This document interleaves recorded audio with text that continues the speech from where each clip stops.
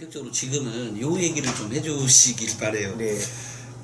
학생부 종합전형을 준비하는데 학부모들이 애를 많이 먹고 있죠. 예. 이 준비를 잘하기 위해서 내지는 어떻게 준비하면 좋겠다고 생각할까요? 평가도 해본 입장에서 이렇게 말씀해 주시면. 이제 제가 항상 이런 이야기를 잘 하는데요. 평가관의 입장에서 준비하세요.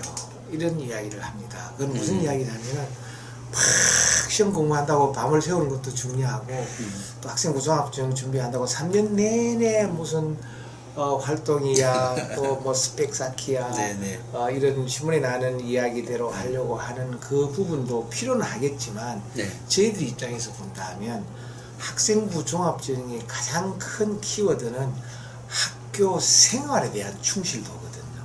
학교 생활에 대한 충실도. 생활에 대한 충실도라는 것은 우리 학교 생활 기록부를 보면은 거의 11가지 요소가 있을 거예요. 뭐 인적사항에서부터, 뭐 출결사항에서부터, 수상기록, 학교생활 기록부에 있는 요소가 있는데 그 중에서 저희들이 제일 관심 있게 보는 부분이 세부 특기사항이라는 부분이 있어요. 세특이라고. 세부 능력 특기사항. 그 부분을 저희들이 관심 있게 보는 이유가 이 학생이 교과 활동을 과연 어떻게 충실하게 했느냐. 그걸 제일 많이 보는 케이스인데 밖에서는 뭐 활동을 많이 하고 스펙을 많이 쌓으면은 학생부 종합전형에 유리한 것처럼 신문에 자꾸 나가니까 그런데요. 저희들이 보는 입장도 이 학생의 학업 능력을 내신 점수도 중요하지만 학업 활동으로 봤을 때는 국영수사과라는 그 과목별로 세부 학업 활동을 어떻게 했는지 하는 것이 매우 중요하기 때문에 그 부분을 좀 관심 있게 잘 준비하는 것이 아주 기본이 될 것 같아요. 학업 능력에 대한 거. 그러면서 이제 자율활동이라든지 동아리 활동이라든지 봉사활동이라든지 진로활동이라든지 혹은 독서활동이라든지 이런 이제 활동이 붙은 부분에 대해서 내가 나가고자 하는 진로 부분에 알맞는 꼭 뭐 100% 맞출 필요는 없지만 그럼에도 불구하고 내가 나가고자 하는 전공, 내가 가고자 하는 대학에 대한 어떤 학문 분야 이런 부분에 하고 비슷하게라도 이렇게 맞추어서 방향을 잡아 나간다면 평가하는 교수들 입장에 봐서는 인석이 좀 더 이뻐 보이는 것은 그 상황이 맞거든요. 그래서 크게 나누면 두 가지입니다. 학부모들 입장에서는 학생부 종합전형은 공부는 조금 못해도 간다 카더라. 그거는 카더라 통신이고요. 공부를 잘할수록 유리한 것은 맞습니다.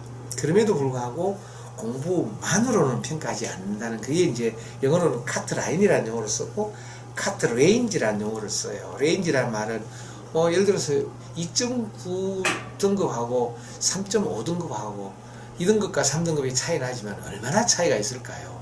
예를 들어 0.6등급 정도는 저 같으면은 거의 카트 레인지 안에 넣고 보는 그런 입장이기 때문에 물론 대학에 따라서 약간 다르겠습니다만은 공부는 기본으로 하되 공부에 대한 활동 부분을 진로와 적성과 본인의 앞으로의 그 전공에 대한 부분을 맞추어서 해 나간다면은 조금 더 그 평가를 잘 받을 수 있지 않겠느냐라고 하는 그쪽으로 할 수 있습니다. 결론은 학업 플러스 활동입니다.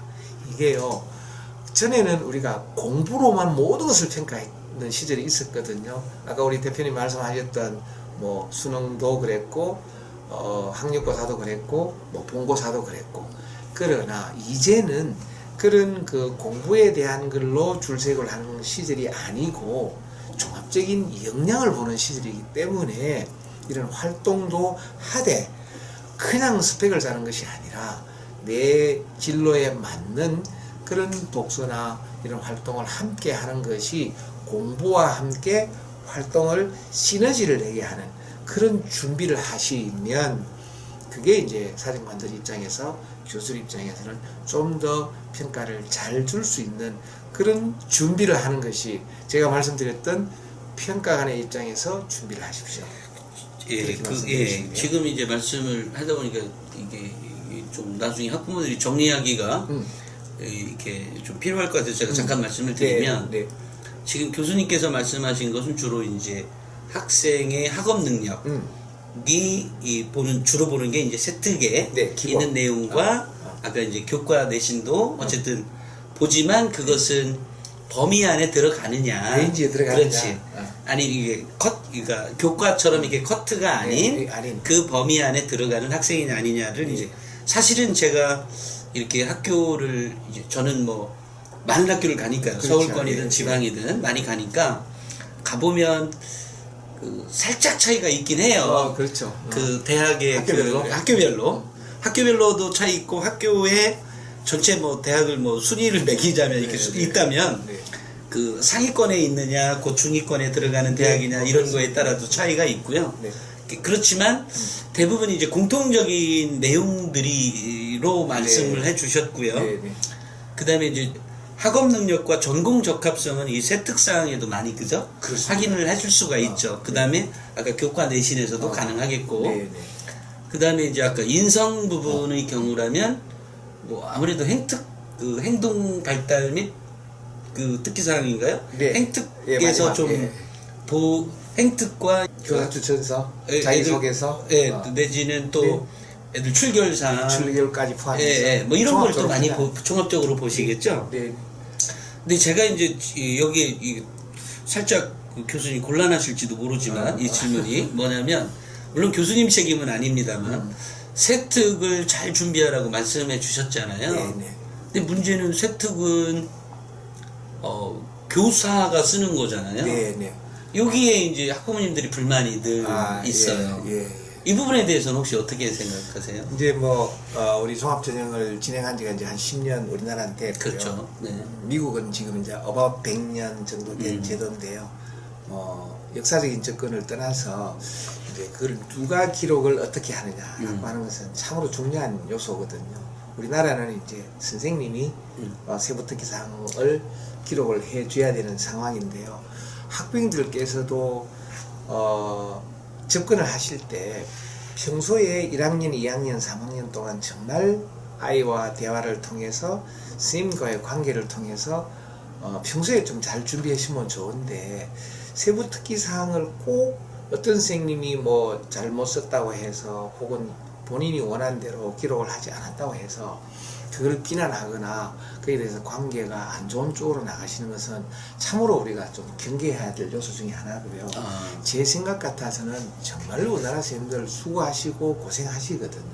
그렇기 때문에 선생님들대로 공교육에서 최선을 다해서 교육부를 포함한 교육청을 포함한 여러 가지 형태로 준비를 하고 있기 때문에 학생들 입장에서 혹은 학부모 입장에서 그 기록하는 그 과정 자체에 대해서 자꾸 불만을 표시하는 것보다는 오히려 더 잘 준비하고 관계 개선을 통해서 내가 하고 싶은 혹은 내가 이야기하고 싶은 이야기를 잘 전달하는 것이 좀 더 현명하지 않을까요? 아까 우리 교수님께서 말씀하시는 중에 누가 기록이라고 했는데 누가는 누구를 얘기하고 후를 얘기하는 건 아니고요. 누적된 기록을 말씀하신 거죠.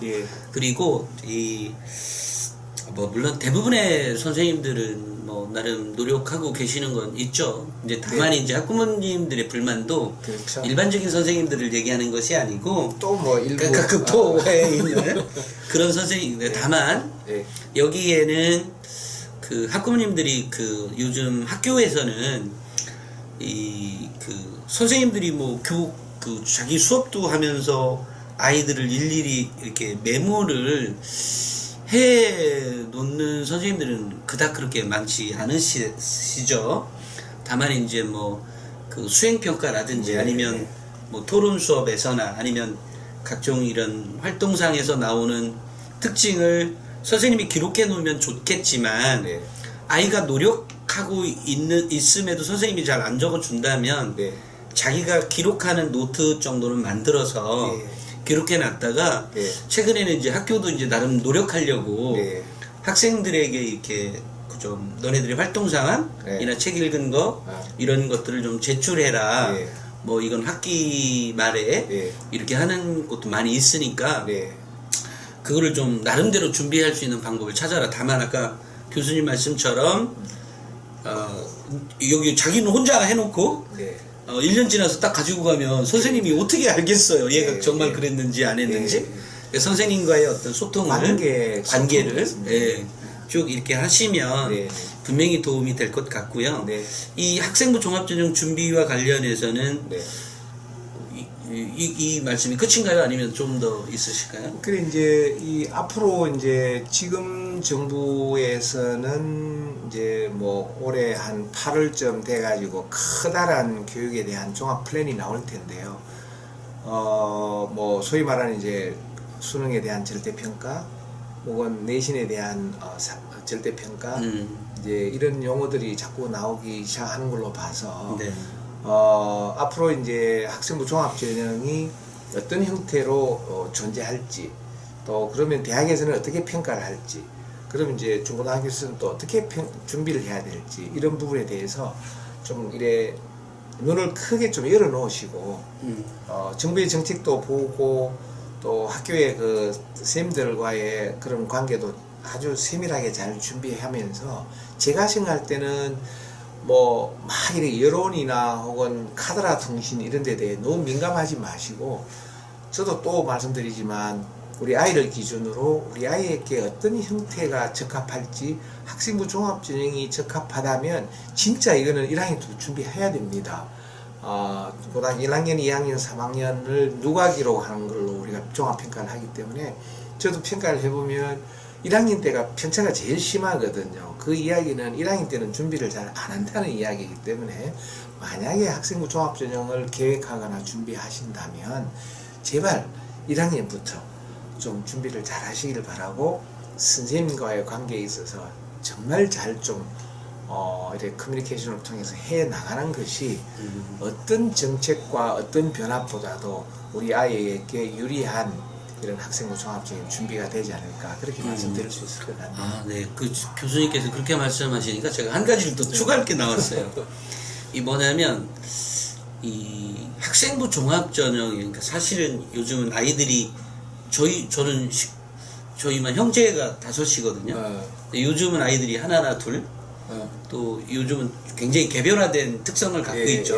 뭐 엄마 아빠도 그렇고 아이들도 그렇고, 이러다 보니까 이 소통의 문제, 즉 학부모님들이 최대한 전형에 대한 이해가 좀 있고, 그러니까 전형에 대한 이해를 꼭 하시라는 말이 아니라 아이들과 소통하려니까 필요하다는 말씀입니다. 꼭 필요하죠. 네, 그래서 그 뭐 자녀를 대학을 잘 보내야 되기 위해서 소통하라는 얘기가 아니라, 소통이 필요한데 그거의 핵심이 아무래도 그 아이의 성장과 관련이 있잖아요. 학생부 종합전형은. 그러니까 그 성장에 대해서 얘기해야 되는데, 그러려면 학부모가 그 전형에 대한 이해가 조금 더 돼 있다면 너무 좋죠. 네, 그러니까 이렇게 우리 학부모님들이 이해해 주시면, 맞아요. 왜 요즘은 왜 이렇게 예전에는 학교 보내기만 해도 다 됐는데 왜 그래요? 요즘 왜 그래? 뭐 이런 경우가 많이 있거든요. 그런 마음을 이렇게 접근을 해서 그렇죠. 소통하시고 공부를 하시는 게 그렇죠. 맞습니다. 네, 그러니까 저는 뭐 꼭 이걸 완벽히 알아라기 이전에 학생의 성장에 초점이 맞춰져 있으니까 전형을 이해하고 있으면 그 성장을 좀 더 빠르고 확실하게 가져갈 수 있다. 맞습니다. 이렇게 얘기가 되겠네요, 그죠? 그 결론을 저는 이렇게 말씀드리고 싶네요. 요즘 교육은 결과주의 교육이 아니고 과정주의 교육입니다. 요즘 평가는 점수에 의한 마지막 결과에 대한 평가가 아니고 과정을 평가하는 것에 누적이기 때문에, 더더욱 이런 학생부 종합전형을 이해하실 때는 과정으로 이해하시고 누적으로 이해하시고, 그렇게 맞습니다. 하려면 처음부터 중간 마지막까지 잘 해야 되고, 아까 우리가 이야기했던 어느 날 마지막에 시험 열심히 해가지고 뭐 어디까지 올라간다는 이제 그런 시들도 있었지만, 이제는 좀 용어도 종합적이니까 그렇게 하시는 것이 아마 좋은 결과가 올 것 같습니다. 네, 이번 시간에도 좋은 말씀 감사합니다. 그래 봅시다.